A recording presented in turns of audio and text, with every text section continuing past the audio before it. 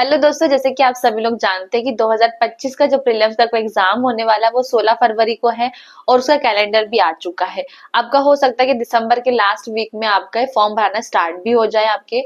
तो अभी जो 40 डेज हमारे पास बचे हुए हैं उसमें हम क्या स्ट्रेटजी फॉलो करनी चाहिए, कुछ चीजें ऐसी जो हमें लास्ट टाइम फॉलो करनी चाहिए जिससे कि हमें काफी हेल्प मिलती है। ठीक है, उसमें क्या क्या वो चीजें आती है आज उसके बारे में डिस्कस करेंगे और हमें कैसे क्या प्रैक्टिस करनी चाहिए, हमें रिवीजन कैसे करना है, टेस्ट सीरीज को लेकर भी हम बात करेंगे। तो अभी तक आपने चैनल को सब्सक्राइब नहीं किया तो आप चैनल को जरूर सब्सक्राइब करें ताकि आपको आने वाले वीडियोस का नोटिफिकेशन मिलता रहे। वीडियो को एंड तक जरूर देखें ताकि आपको सारी चीजें आसानी से समझ में आए। तो सबसे पहले अगर हम रिवीजन की बात करें, हम रिवीजन कैसे करें, तो रिवीजन करने का तरीका सबका अलग अलग होता है। कुछ स्टूडेंट ऐसे होते हैं जो कि अपने खुद के शॉर्ट नोट्स बनाते हैं, उससे रिवीजन करते हैं।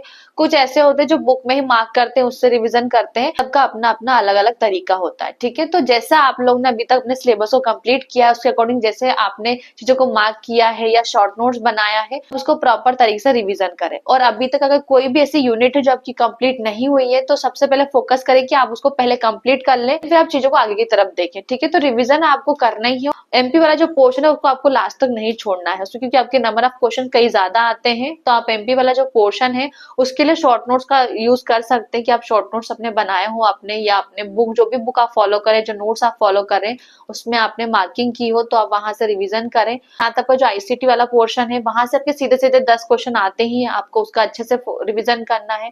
उसके बाद में आपके साइंस वाला पोर्शन हुआ या जनजाति वाला पोर्शन, तो कुछ ऐसे यूनिट है जहां से आपको ना डायरेक्टली क्वेश्चंस देखने को मिल जाते हैं। 10 से 11 का जो एवरेज होता है उससे सीधा आपको देखने को मिल जाता है।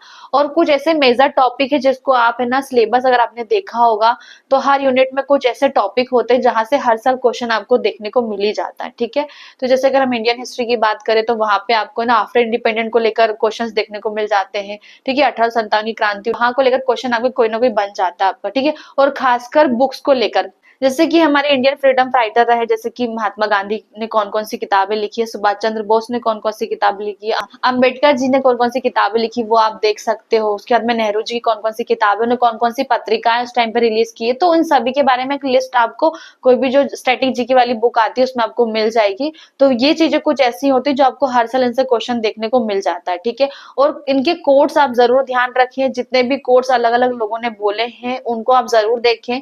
अगर आपने घटना चक्र एमसीक्यूज लगाए होंगे तो आपको ये सारे क्वेश्चन उसमें देखने को मिल जाएंगे, या कोई भी आपने प्रैक्टिस सेट की बुक लगाई होगी तो उनके कोड्स को लेकर जो क्वेश्चंस आए हैं जो रिपीटेड हुए आप उनको भी एक बार देख लें। अगर सिलेबस पढ़ा होगा तो उसमें भी आपको चीजें देखने को मिल गई होगी।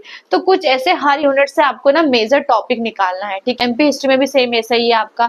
ठीक है, उसके बाद में अगर हम पॉलिटी की बात करें तो राष्ट्रपति से आपको कहीं ना कहीं क्वेश्चन देखने को मिल जाता है। आपके मौलिक कर्तव्य मौलिक अधिकार से आपको क्वेश्चन देखने को मिल जाते हैं। तो ऐसे आप 10 यूनिट को डिवाइड कर सकते हो कुछ मेजर टॉपिक में जहां से आप लास्ट टाइम में रिवीजन कर सके, और उन टॉपिक को आपको बिल्कुल भी नहीं छोड़ना है। जैसे कि आपके मौलिक अधिकार के जितने भी आर्टिकल है आपको अच्छे से उनके बारे में पता होना चाहिए, उनके सब आर्टिकल के बारे में भी अच्छे से पता होना चाहिए आपको, और राष्ट्रपति के राज्यपाल दोनों के आर्टिकल आपको अच्छे से पता होना चाहिए। यहाँ से क्वेश्चन आपके आ ही जाते हैं। इनके जो सब आर्टिकल होते हैं वहां हमसे गलतियां हो जाती। ठीक है, तो आप इनको जरूर आप देखें एक बार।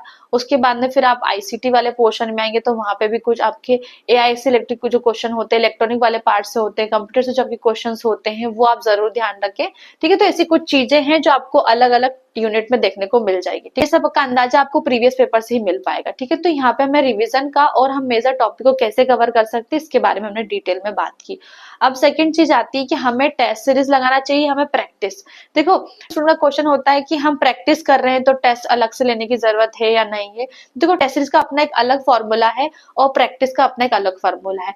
टेस्ट सीरीज हम इसलिए लगाते हैं ताकि हमारा जो एग्जाम का पैटर्न है वो हमें टेस्ट सीरीज के फॉर्मेट में देखने को मिल जाता है।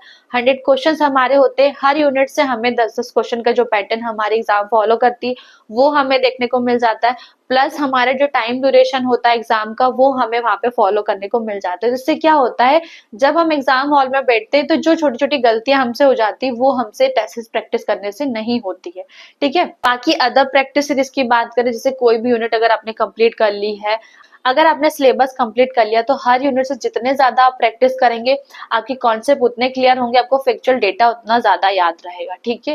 क्योंकि ऐसी चीजों को हम रट नहीं सकते, कि बहुत सारी चीजें होती हैं, हम हर चीज को नहीं रट सकते। बहुत सारी चीजें होती है जो हमें प्रैक्टिस से याद होती है, ठीक है। प्रैक्टिस के लिए पहले भी कई बार बात की कि हम किस किस सोर्स से प्रैक्टिस कर सकते हैं। उसके अलावा भी कई स्टूडेंट का था कि कौन कौन से सोर्स मार्केट में अवेलेबल है प्रैक्टिस के लिए, आप हमें एक बार बता दीजिए।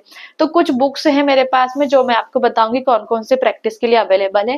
जैसे कबीर पब्लिकेशन ने अपनी यूनिट 6 और 7 की एक प्रैक्टिस बुक निकाली। ये पूरी एमसीक्यूज बुकलेट है, 180 प्लस पेजेस की ये बुक है और इसमें आपको टॉपिक वाइज पूरे एमसीक्यूज दिए हैं। यूनिट 7 की है, ऐसे इनकी यूनिट 6 की भी बुक है, इसका कवर पेज आपको साइड में दिख रहा होगा। ठीक है, अब उसके बारे में हम बात करें एमपी वाले पोर्शन के लिए, तो एमपी के लिए आप पुणेकर की जो बुक है, कई सारे स्टूडेंट के पास ये होगी, तो आप एमपी वाले पोर्शन के लिए इससे भी प्रैक्टिस कर सकते हैं, ठीक है।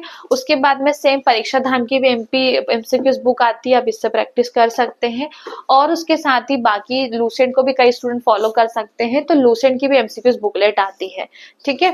और उसके बाद में आई मैग्नस हर साल अपने एमसीक्यू सीरीज की बुकलेट निकालता है, जिसमें अलग अलग यूनिट की अलग अलग बुकलेट होती है और 1000 प्लस एमसीक्यूज होते हैं।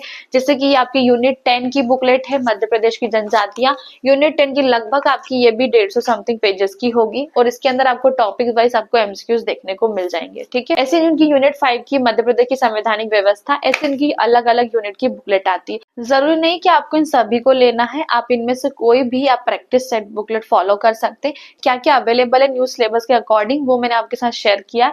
अगर आप लूसेंट को फॉलो कर रहे हैं तो आप लूसेंट को लगा सकते हो, या फिर आई मैग्नस की एमसीक्यूज बुकलेट फॉलो कर सकते हो, या फिर अगर आप घटना चक्र लगा रहे हो तो वो भी लगा सकते हो। जितना आप प्रैक्टिस करोगे ना उतना आपके लिए अच्छा होगा, ठीक है। अब बात करते हैं हम टेस्ट सीरीज की। देखिए, प्रैक्टिस अपनी अलग जगह है और टेस्ट सीरीज अपनी अलग जगह, ये हमने पहले डिस्कस कर चुके हैं। तो टेस्ट सीरीज आप चाहे तो एक कोचिंग का भी लगा सकते हैं, 2 कोचिंग का भी, या जितनी ज्यादा कोचिंग की आपको लगाना है ये आपके अपने ऊपर डिपेंड है, ठीक है। बट टेस्ट सीरीज आपको लगाना ही है। 2 तरह से टेस्ट सीरीज होती है, एक तो आप कोचिंग में जाके ज्वाइन कर सकते हैं या फिर आप ऑनलाइन ज्वाइन कर सकते हैं, ठीक है। तो ऑफलाइन अगर आप हो सके तो आप कोचिंग में जाकर ही ज्वाइन करें, मतलब ऑफलाइन टेस्ट ही दे। अगर आप कोचिंग में जाकर ज्वाइन नहीं कर पा रहे टेस्ट सीरीज, तो आपको स्क्रीन पे नंबर शो हो रहा है, नंबर पर कॉल या व्हाट्सएप मैसेज कर सकते हैं, आपको घर बैठे आप टेस्ट सीरीज मंगा सकते हैं। इससे क्या होगा कि आपको एक तो हार्ड कॉपी में टेस्ट सीरीज मिल जाएगी और आप टाइम ड्यूरेशन को ध्यान में रखकर ही टेस्ट लगाए। अगर आप घर पे भी टेस्ट लगा रहे, जो टाइम ड्यूरेशन आपको एग्जाम में मिलता है आप वही टाइम ड्यूरेशन को ध्यान में रखते हो टेस्ट लगाए। यहाँ पे टेस्ट लगाना इंपॉर्टेंट तो है, पर इससे ज्यादा इंपॉर्टेंट है कि आपको इसका एनालिसिस बहुत अच्छे से करना है। जो टेस्ट पेपर आपने लगाया है आप उसको अच्छे से एनालिसिस कीजिए कि कौन सी टॉपिक से आपके क्वेश्चन गलत हो रहे हैं, क्या ऐसी गलती आप कर रहे हैं जैसे कि आपके क्वेश्चन गलत हो रहे हैं, कितने क्वेश्चन सही हो रहे हैं, कितने क्वेश्चन गलत हो रहे हैं। सही क्वेश्चन पे भी आपको एनालिसिस करना है, गलत क्वेश्चन पे भी आपको एनालिसिस करना है। और जो टॉपिक्स आपके हर बार क्वेश्चन गलत हो रहे हैं आप उस टॉपिक को एक बार अच्छे से फिर से रिवीजन कर सकते हैं, फिर से आप पढ़ सकते हैं कि अभी आपके पास टाइम है। तो आप इन चीजों को फॉलो करके लास्ट टाइम में 40 डेज में जो आपके पास टाइम बचा है इसमें आप अच्छे से अपनी तैयारी को कंप्लीट कर सकते हैं। आई होप आपको सारी चीजें समझ में आई होगी। इसके अलावा भी कोई डाउट हो, कोई सजेशन हो आपको, तो स्टडी माई वे का व्हाट्सएप नंबर आपको स्क्रीन पे शो हो रहा है। कोई भी अगर आपका सवाल हो तो आप इस पर मैसेज कर सकते हैं।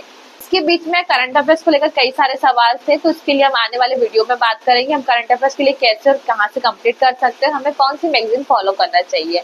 तो इसलिए बस इतना ही, मिलते हैं हम नेक्स्ट वीडियो में कुछ नया लेकर। Thank you so much, bye bye.